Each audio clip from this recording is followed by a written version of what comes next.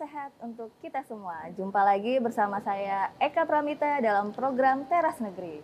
Program Teras Negeri ini bisa Anda saksikan di kanal YouTube Tempo.co.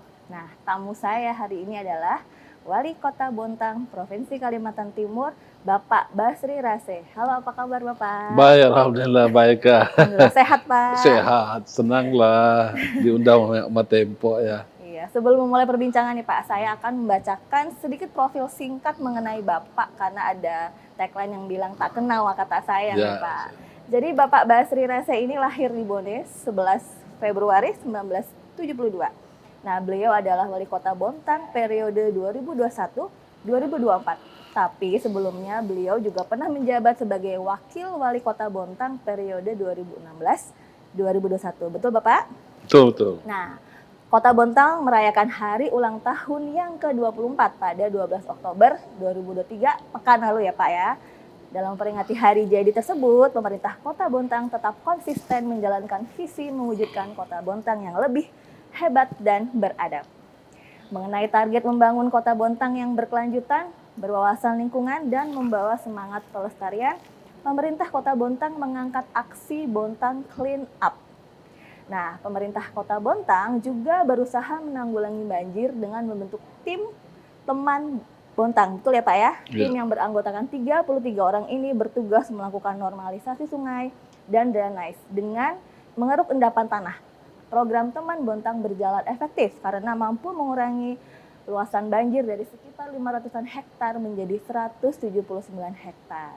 Nah, untuk mengetahui lebih jauh bagaimana pembangunan di Kota Bontang, langsung saja kita berbincang santai nih Pak dengan Wali Kota Bontang Pak Basri Rase. Baik, langsung saja kita ngobrol dengan Bapak nih yang sudah tampil sangat santai dan casual ya Pak ya. Oh siap.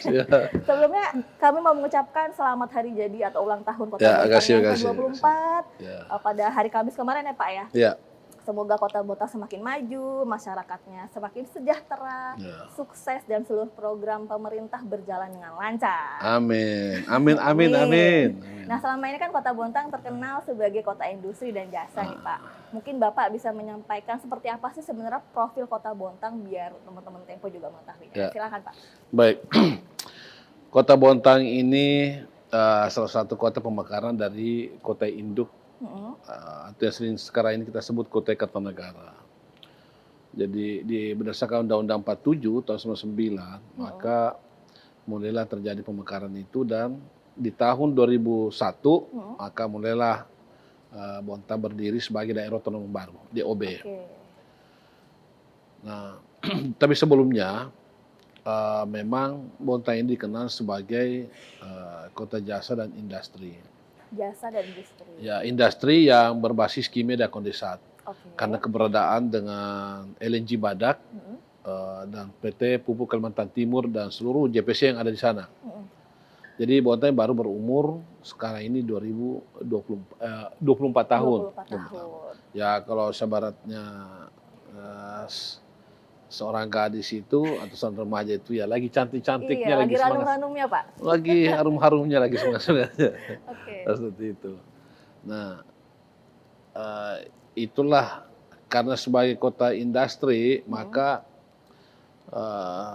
ya seperti pepatah mengatakan di mana ada gula pasti ada semut. Maka seluruh suku yang ada di Indonesia itu di Bontang semua ada.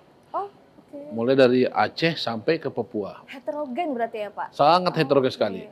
Kemajemukan itu ada. Bahkan semua agama di Indonesia ada semua di Bontang. Semua. Nah, itulah Bontang. Dan salah satu kota yang terkecil di Kalimantan Timur. Terkecil tapi teramai karena heterogen. Ya, heterogen sekali. Dan alhamdulillah karena kemajemukan tadi itu atau heterogen tadi itulah sampai sekarang ini Bontang kondusif sekali. Hidup secara berdampingan, penuh toleransi dan sesuai dengan adat dan keyakinan masing-masing. Jadi saling menghormati dan menghargai keyakinan masing-masing. Satu sama lain. Jadi kalau bisa dibilang Bontang menjadi melting pot dari semua keberagaman suku, agama, ras begitu ya Pak ya? Iya. Nah Pak, Bapak kan pernah menjabat sebagai Wakil Wali Kota Bontang di periode 2016 sampai Ya. 2021. Pernah juga DPRD. Heeh. Bagaimana nih Bapak melihat potensi Kota Bontang yang kayak lebih dimaksimalkan gitu? Bagaimana Ya. caranya? Ya, Berkaca dari itu. saya ini kan orang pergerakan gitu. Saya bukan saudagar, bukan juga pengusaha. Saya ini orang pergerakan yang hidup di organisasi. Aktivis nih. Aktivis lah, atau disebut aktivis lah. Dan saya 2 periode di DPRD sebelum jadi wakil. Dan pada saat wakil itu saya independen, Oke. terpilih. Nah, saya melihat Bontang ini sangat potensi untuk ke depan, khususnya di bidang industri, industri hilir. Ya, industri hilir. Karena kita punya bahan baku ada di situ. Industri turunan daripada LNG itu banyak. Industri turunan pada pupuk altim fertilizer itu banyak. Di situ ada metanol, di situ ada amoniak, amoniak nitrat, terus ada apalagi NPK dan semacam. Bahkan sekarang ini ada pabrik CPO, semua terbangun di sini. Artinya tinggal kita menyiapkan saja infrastruktur yang ada atau membentuk suatu kawasan industri baru yang di luar dimiliki oleh PT Badak dan Pupuk Kalimantan Timur. PT Pupuk Kalimantan Timur. Saya menaruh harapan bahwa Bontang ini karena dengan segala heterogennya itu, majmukannya itu, saya yakin akan jauh lebih maju dengan kota-kota lain yang akan datang. Kalau benar-benar bisa disinergikan semua antara seluruh pemangku kepentingan yang ada di situ. Termasuk industri maritim, pengelolaan untuk pesisir dan pulau-pulaunya itu juga sangat cukup untuk kita ke depan, untuk kita kembangkan di sektor pariwisata, UMKM dan sebagainya. Sangat Saling ini ya, saling berkesinambungan lah. Kesinambungan. Kenapa? Karena dengan ada keberadaan perusahaan ini melalui program CSR-nya, ini sangat bisa untuk kita sinergikan dalam rangka peningkatan SDM melalui pelatihan-pelatihan, skill ya Pak ya. Skill, termasuk pemberian modal, perusahaan dan semacam. Iya, ada semacam timbal balik seperti itu melalui program CSR tadi ya Pak ya. Nah, kalau pemerintah Kota Bontang sendiri nih Pak memberi perhatian di bidang pendidikan. Nah, apa saja nih Pak program yang terkait pendidikan yang sudah dicapai atau sedang dilakukan di Kota Bontang? Alhamdulillah ini juga menjadi salah satu fokus dalam hal kebijakan saya. Karena kita sadar bahwa Bontang ini tidak mempunyai sumber daya alam. Jadi semua sumber daya alam yang kita pakai sebagai pembangun pabrik itu semua dari luar, dari Kota Kartanegara. Maka yang harus kita benar-benar tingkatkan itu adalah kapasitas daripada SDM kita sendiri. Betul. Dan kita yakin bahwa dengan SDM yang mumpuni, kita mampu jauh lebih tinggi terbang kita daripada yang mempunyai SDM, yang punya sumber daya alam. Ya, saya sering berikan contoh kepada masyarakat Bontang dan seluruh pemangku kepentingan. Coba kita lihat Singapura, nggak punya sumber daya alam. Dia punya SDM tapi jauh lebih hebat daripada kita. Kita lihat Korea, Jepang, dan semacam, Chinese, dan semacam. Mereka nggak punya sumber daya alam. Tapi sumber daya manusianya jauh lebih hebat dan mereka lebih maju pada kita. Maka dalam hal pendidikan ini sudah otomatis kita beri beasiswa. Terus kita beri keperluan-keperluan dalam hal proses belajar mengajar.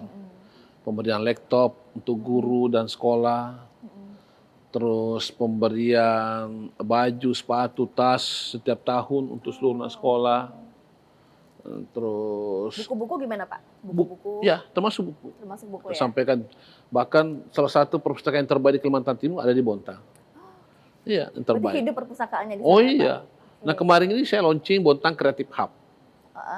Di hari ulang tahun Bontang kemarin salah satu ya saya launching adalah Bontang Creative Hub. Kita bangunkan yang dengan konsep digital. Supaya apa? Masyarakat kita itu juga sangat memahami terkait masalah industri digital. Ya, dan kan sudah eranya. Ya, eranya sana. Tidak bisa kita pungkiri. Ini adalah kebutuhan zaman gitu loh. Betul Pak. Terus bahkan saya katakan saya ingin membangun namanya Bontang Technopark. Ya, saya minta kepada dinas pendidikan saya untuk sekarang melakukan kajian untuk ke depan terkait masalah Bontang Technopark. Bahkan tahun depan pun saya akan membangun rumah kreasi milenial. untuk khusus milenial, anak iya, muda ya Pak anak ya? muda, Oke. agar mereka bisa berekspresi dan Ada berinovasi. wadahnya lah ya. Ada wadah betul. di sana. Ini semuanya ini dalam rangka peningkatan SDM. SDM. Belum lagi dari teman-teman perusahaan yang berikan waktu ruang mereka untuk mengikuti beberapa pelatihan-pelatihan skill. Misalnya pemberian beasiswa bagi lomba bahasa Inggris dibawa ke luar negeri, terus difasilitasi anak-anak Bonta yang ke luar negeri, terus ditambah lagi kejuaraan-kejuaraan lain misalnya welding apa dan semacam, scaffold dan semacam, termasuk sertifikasinya dan semacam. Nah, ini yang kita lakukan, termasuk peningkatan kesejahteraan pada guru-guru. Itu penting juga Pak. Kita tingkatkan juga Benar-benar. kesejahteraannya, Biar tambah semangat. baik negeri maupun swasta. Semacam ini yang harus kita lakukan. Apalagi dalam hal undang-undang tentang pendidikan kan ada mandatori 20%. Jadi Betul. sangat memungkinkan untuk kita dalam rangka peningkatan kapasitas terhadap masalah masyarakat kita khususnya pendidikan. Jadi boleh dikatakan pendidikan juga menjadi salah satu Prioritas penting utama di kota di Bontang. Bontang. Bahkan yang utama ya Pak. Iya, bahkan sekarang ini saya ada program saya WiFi gratis seluruh Bontang. Oke. Ya, ini juga dalam rangka mengurangi beban sekaligus meningkat Iya benar. supaya menjadi salah satu pancingan bagi anak kita untuk memanfaatkan industri digital. Betul. Jadi tetap terkoneksi dengan dunia Terkoneksi digital ya Pak dimanapun ya. ya.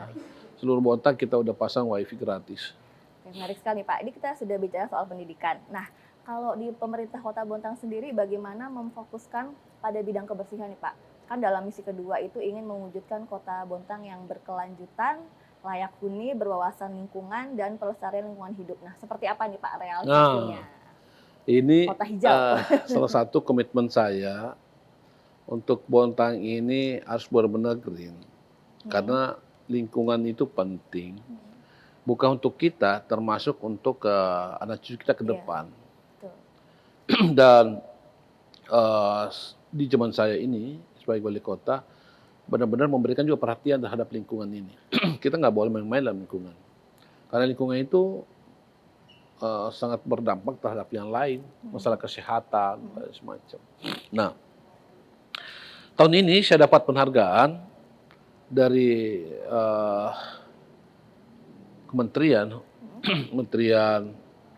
Lingkungan, Green Leadership. Oke. Artinya pemimpin yang peduli dengan lingkungan. Bahkan saya mendapatkan Adipura Kencana, salah satu penghargaan tertinggi Untuk dalam hal lingkungan, masalah lingkungan dan kebersihan.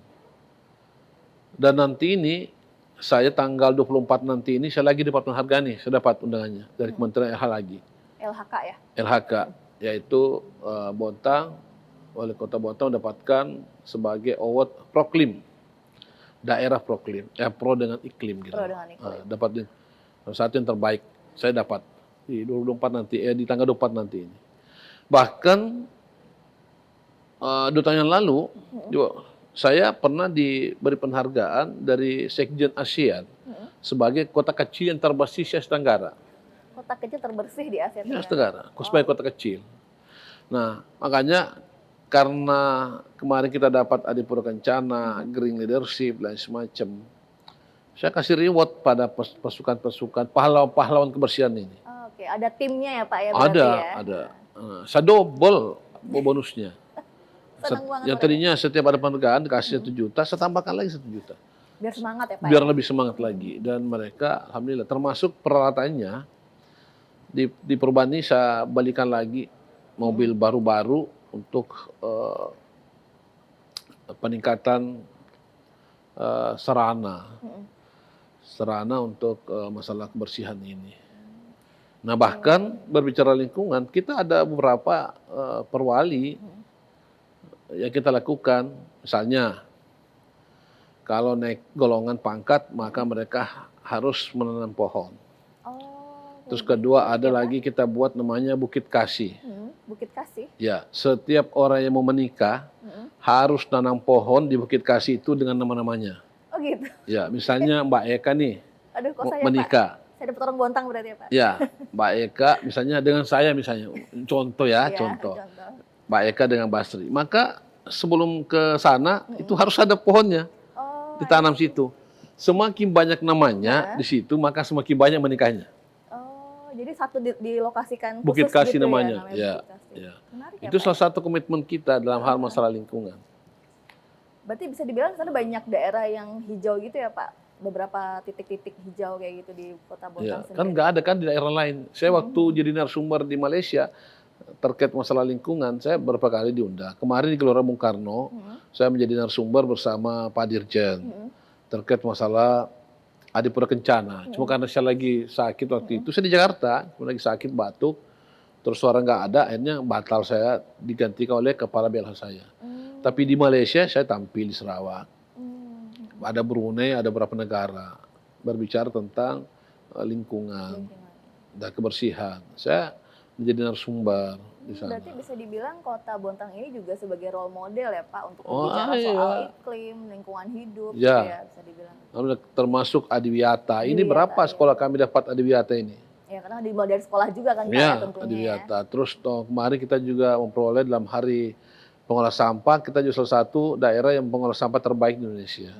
Dapat penghargaan. Alhamdulillah. Ya itu semua karena adanya sinergitas antara seluruh pemangku kepentingan, termasuk perusahaan-perusahaan dan kami. Nah, bahkan di bawah pimpinan saya bentuk namanya forum lingkungan hidup. Target saya, seluruh industri yang ada di Bontang itu dalam hal penilaian lingkungan, semuanya gold, emas. Artinya proper, mereka itu harus minimal proper hijau. Jadi yang tadinya merah bisa belajar, sharing kita di grup. Nih apa nih harus kita lakukan nih, harus kita tingkatkan nih supaya merah bisa jadi biru, biru jadi hijau, hijau jadi gold. Baik proper NAS maupun proper daerah. Wow, Nah, sekarang ini alhamdulillah sangat meningkat sekali. Tadinya ada 2 di tahun 2001 ada 2 yang proper emas. Di tahun 2022 ada 4 dan di tahun ini ada 7 proper emas.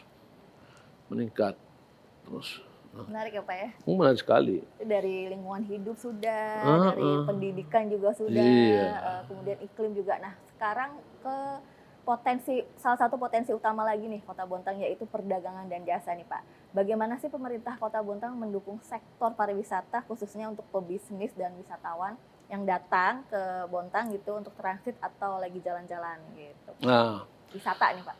Salah satu juga yang saya fokus ini di Kota Bontang ini, selain Bontang nanti dikenal sebagai kota jasa dan industri, adalah kota, saya ingin juga Bontang menjadi kota pariwisata dan UMKM. Ini untuk apa? Ini untuk program jangka panjang saya. Karena bagaimanapun Bontang tadi dikatakan tidak mempunyai sumber daya alam, maka suatu-suatu nanti pabrik-pabrik yang ada kami pasti akan mati. Karena bahan bakunya itu kan bahan baku yang tidak dapat diperbaharui. Tidak bisa diperbaharui. Nah, terus yang kedua sekaligus menyambut ibu kota negara. Ya insya Allah ada arah melintang ini di 2024 ini kan Pak Jokowi akan mulai berkantor di ibu kota Nusantara. Nah, Bontang ini juga salah satu daerah penyangga ibu kota. Kita belajar dari sini, Jakarta, dan penyangganya ke Depok, Bekasi, Bogor, Tangerang ya. Maka Bontang ini harus berbenah, harus siap menjadi salah satu alternatif ketika orang pada jenuh bekerja ini lari ke Bontang. Dan sekarang udah kita siapkan beberapa tempat-tempat wisata. Dan saya buktikan salah satu daerah yang namanya Malahing, perkampungan di atas laut. Orang waktu itu pesimis. Masa sih Malahing itu bisa masuk di ADBI? Berkat sinergi dan kolaborasi kami dengan seluruh instansi vertikal, dengan stakeholder dalam hal di perusahaan ini, Pukaltim dan semacam, kita bisa menyulap Malahing itu menjadi sebuah pemukiman di atas laut, menjadi kota yang bersih, kota yang baik untuk ditempati dan semacam. Jadi kayak konsep kota terapung gitu ya? Ya, Kota terapung itu. Akhirnya dapat penghargaan lah. Nomor 3 yang terbaik mendapatkan kemarin anugerah Desa Wisata Indonesia di tahun 2023. Desa wisata ya? Ya, anugerah Desa Wisata. Dan kemarin tadinya sih Pak Menteri hadis itu, tapi udah jadwalkan, beliau minta tanggalnya, tiba-tiba kita atur jadwalnya berapa kali tertunda karena Pak Menterinya minta, Pak Sandi, tiba-tiba nggak jadi karena waktu hari itu yang ditentukan ternyata beliau lagi diminta oleh Pak Presiden. Ini nggak jadi, akhirnya Pak Direkturnya yang datang. Belum jadi Pak Sandi belum ke sana ya berarti. Pak, tadi kan sempat disinggung UMKM karena UMKM sendiri tidak bisa dipisahkan dari pariwisata. Nah, seperti apa Pak bentuk dampingannya untuk UMKM? UMKM sekarang ini alhamdulillah tahun 2022 setelah pasca pandemi ini kan banyak kota-kota yang luar biasa yang berdampak sekali ya. Nah, kami ini berani melakukan itu. Bahkan tahun ini kita mendeklarasikan 77 event yang dilaksanakan di Bontang. Event ini untuk menggali potensi-potensi para pelaku UMKM. Sekaligus tempat-tempat untuk mempromosikan bikin pawe-pawe dan semacam. Semacam expo kali ya Pak? Ya, expo 77 event. Nah, sekarang ini berlangsung nih salah satu event yang namanya Festival Animal Fest. Mari hadir dari Hijau Daun, terus ada berapa, dan kayaknya juga Panji sama Heru Gandol ini datang hari ini. Datang ke sana. Dan dari berbagai kita undang. Beberapa event-event yang kita buat secara kolosal, supaya mengundang pariwisata. Semakin banyak kunjungan ke Bontang, maka yakinlah semakin banyak kegiatan di Bontang, maka semakin banyak pemasukan kunjungan. Maka okupansi hotel itu semakin naik. Nah, ketika itu datang, maka ini secara otomatis juga UMKM ini akan tumbuh kembang. Pasti dampaknya ke sana lah. Nah, kita bikin pelatihan-pelatihan untuk membatik. Sekarang ini ada 11 corak batik di Bontang yang sudah kita daftarkan. Cuma saya nggak pakai batik lokal lah, tapi nanti kalau mereka ke Bontang tak kasih lah. Termasuk udeng. Udeng, ikat kepala. Udah kita buat. Dan saya buat surat perwali bahwa setiap hari Kamis seluruh aparatur maupun karyawan wajib memakai batik lokal beserta udengnya. Kalaupun misalnya dinas keluar kota, maka juga harus memakai batik lokal. Nah, ini salah satu anak buah saya ini yang pakai udeng di sana. Ada yang pakai ya? Ada. Sekaligus promosi lokal. Berarti ya Pak ya, kalau dipakai untuk berdinas di luar. Kalau boleh tahu motifnya apa atau coraknya apa Pak? Ada macam-macam, ada corak bawis, ada corak manrup, ada kuntul perak, ada beras basah, ada 11, ada mutiara kaltim, macam-macam. Berarti mengambil potensi dari kota Bontang ya, khasnya kota begitu Bontang ya. Biasanya sendiri. batik begitu kan, mereka akan mengambil corak sesuai dengan kearifan lokalnya. Sekaligus promosi begitu ya Pak ya? Betul. Oke, menarik. Nah, kalau di tadi kan udah kita berbicara UMKM. Nah, sekarang kalau untuk atraksi atau pengalaman wisata di Kota Bontang, apalagi Pak selain tadi expo? Mungkin bikin kayak kolaborasi dengan pihak mana gitu ya? Sekarang ini kita ada melalui Kepala Dinas Pemuda, Olahraga dan Pariwisata, dan kemudian kita ada beberapa lembaga-lembaga yang ikut membantu kita. Ada Masata, Masyarakat Sadar Wisata. Ada Porkdakwis, kita manfaatkan. Terus ada beberapa asosiasi travel, ada PHRI, ada ASITA dan semua. Ini semua kita manfaatkan untuk membangun sinergi dan kolaborasi. Dan kita berikan, dan kita selalu ada rakor untuk bagaimana pengembangan misalnya semacam. Bahkan satu kawasan yang di Bontang itu, di kawasan Guntung, kebetulan Guntung itu komunitas suku Kutai, suku asli Kalimantan Timur. Kita ada sejarah kerajaan Kutai.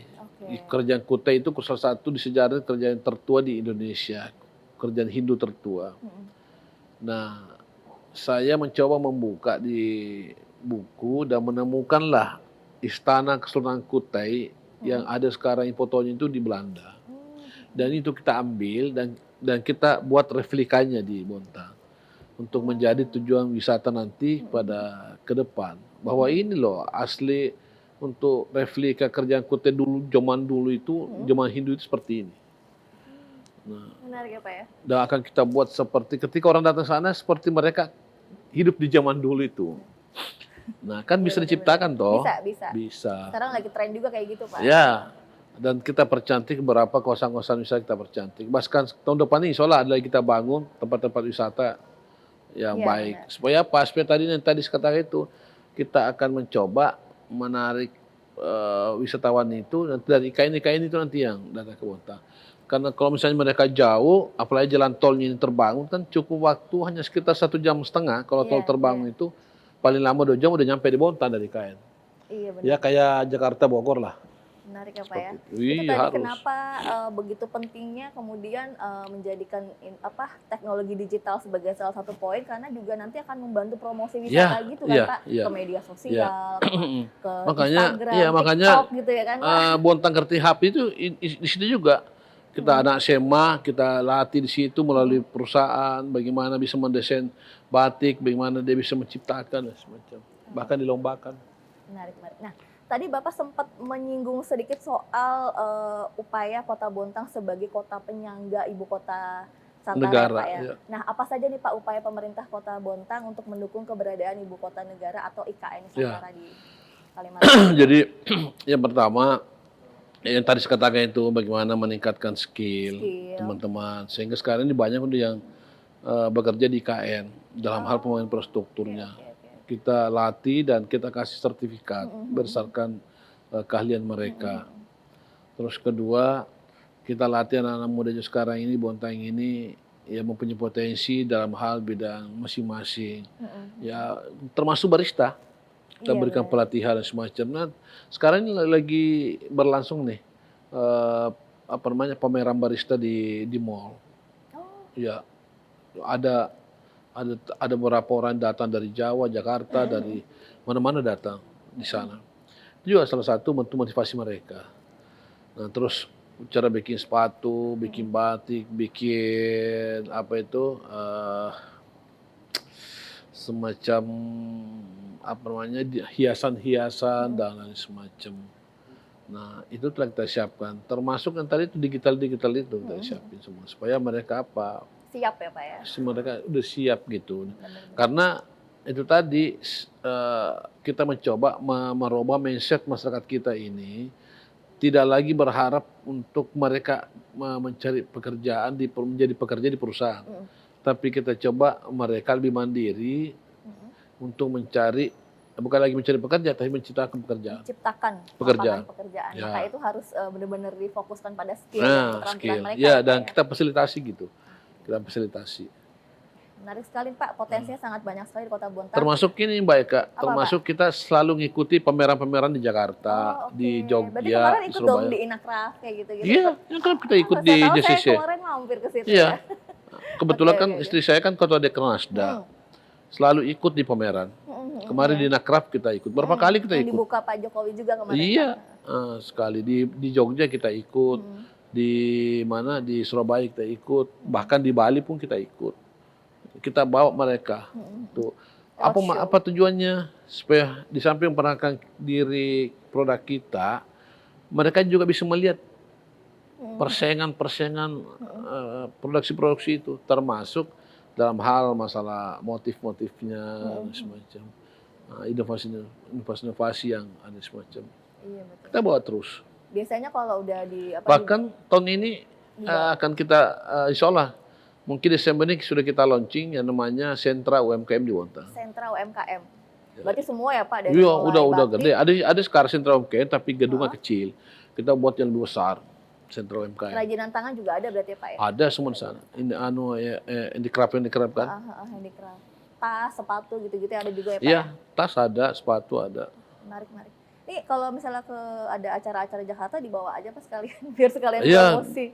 Kalau acara resmi seperti kemarin saya ada acara di kementerian, kita pakai batik lokal dengan udennya, semua pakai. Tapi karena ini kan tahu identitasnya ya. Karena tadi malam saya dikasih tahu teman-teman, Pak Wali, Pak Kanda ada begini. Oh iya, udah telepon besok sejam 2 ya, karena kita masih ada pagi masih ada acara dengan Kormi dengan Pak Heon Isman. Seperti itu. Segudang sekali nih tampaknya potensi di Kota Bontang. Mungkin sahabat Tempo juga penasaran nih dari sisi personal Bapak nih. Bapak adalah sosok yang merintis karir dari bawah, mulai dari merasakan kesulitan hingga kesuksesan sampai sekarang menduduki posisi sebagai wali kota. Iya. Nah, apa sih pesan Bapak kepada generasi muda yang sedang giat-giatnya membangun masa depan? Saya Pada selalu saya juga berarti Pak masih muda. ya, saya selalu bilang sama anak muda, kita jangan selalu mengeluh. Jangan selalu berharap dengan orang lain. Tapi kita harus menjadi diri sendiri. Jadi diri sendiri. Bukan berarti bahwa mengesampingkan orang lain, enggak. Karena kita ini makhluk sosial, tentu tidak bisa hidup tanpa bantu orang lain. Betul. Namun, kita harus dulu yang berbuat, sebelum orang lain yang berbuat. Itu. Terus yang kedua, saya sampaikan, kalau mau hidupmu baik, maka bermanfaatlah. Terus jangan pernah berharap ketika kau melakukan sesuatu. Yakinlah Tuhan itu nggak pernah tidur dan Tuhan itu maha tahu dan maha segala-galanya. Nah, dan itu yang saya lakukan. Dan jangan pernah ada dendam di hati. Setuju tuh Pak. Ya jangan pernah dendam. Walaupun orang itu menyakiti dan semacam, biarin aja. Itu habis energi hanya untuk itu. Udah tinggalkan aja. Kita laksanakan hal yang positif aja. Itu. Menarik Dan sekali Pak. yakinlah kalau orang mampu, kita pun mampu. Karena tidak ada bedanya. Sedangkan orang yang serba keterbatasan saja, itu mampu berbuat, apalagi kita yang sempurna ini. Saya bukan siapa-siapa. Saya anak seorang petani. Waktu saya jadi DPR, saya cuma ijazah SMA. Terus ketika saya sudah 2 periode, saya baru berkuliah. Terus begitu saya jadi wakil, baru selesai. Jadi S1. Saya nggak mau yang pakai yang tidak kuliah gitu loh. Ya, Merintis. saya benar-benar Sekali kuliah ya. lah. Ya, saya nggak mau, ada banyak yang warna-warni, tapi saya nggak mau. Karena saya di samping, saya memang kuliah, saya juga mau dapat ilmunya gitu. Iya betul Pak, itu penting. Terus yang kedua, setelah selesai S1 saya, kan waktu dan kesempatan yang ada saya, mumpun juga lagi semangat-semangat saya belajar, akhirnya saya lanjut ke S2. Dan terakhir, dan alhamdulillah sudah dapat. Dan insya Allah, tidak ada ramal lintang, Desember nanti saya daftar untuk S3. Untuk ngambil S3-nya. Oh iya. Karena ada waktu dan kesempatan gitu loh. Mumpung, bagi saya tidak ada kata terlambat untuk belajar. Dan saya memang suka buku. Saya pernah menjadi ketua gerakan pemasarakan minat baca, GPMB. Suka buku apa tuh Pak? Suka baca buku apa? Artinya saya suka buku-buku orang yang berhasil. Motivasi-motivasi. Autobiografi saya suka. Biografi tokoh-tokoh gitu. Ya, termasuk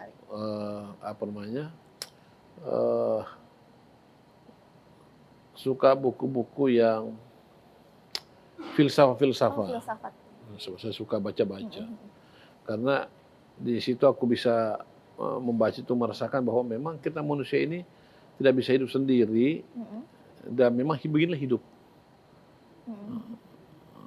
Beginilah hidup. Rencana S3-nya berarti mau ambil jurusan apa? Kan S2-nya administrasi negara. Tetap nanti kebijakan publik mungkin. Kebijakan publik ya. Kalau bukan kebijakan publik mungkin perencanaan kota. Perencanaan kota. Sesuai dengan yang Bapak lakukan sekarang ya. Ya, sekarang. Menarik banget ya Pak. Nah, sahabat Tempo, sebelum kita mengakhiri bincang-bincang ini, mungkin silakan Bapak untuk menyampaikan pernyataan penutup atau closing statement untuk warga Kota Bontang dan pemirsa Tempo. Silakan. Saya sering sampaikan, apalagi di kalangan anak muda sekarang milenial atau generasi Z sekarang ini, ya nanti pengganti kita ini dia akan datang. Karena kita tidak mungkin akan memperbaiki hanya sekarang ini saja. Misalnya contoh oleh Pak Jokowi tentang stunting dan semacam. Tapi kita juga memperhatikan anak yang lahir sebelum sehat dan semacam. Nah, generasi Z ini atau generasi milenial ini, saya sampaikan bahwa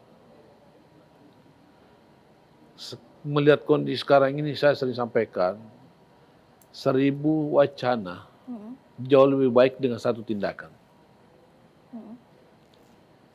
Terus yang kedua, kalau bukan kita yang merubah nasib ini, tidak akan mungkin merubah nasib kita. Kalau kau ingin merubah nasibmu, maka hanya kau yang bisa merubah nasibmu. Itu kata Allah. Jadi artinya apa? Bekerjalah, bekerjalah, bekerja. Tidak akan merubah sesuatu kaum nasibnya kalau bukan dia sendiri yang merubah nasibnya. Itu kata Allah. Dan ini kita yakini, artinya kalau kaum berubah, maka berusahalah untuk berbuat. Jangan diem aja. Jangan diam aja, harus berat. Hidup ini harus bergerak. Betul, Kita harus bergerak terus. Karena hanya pergerakan itulah ada perubahan.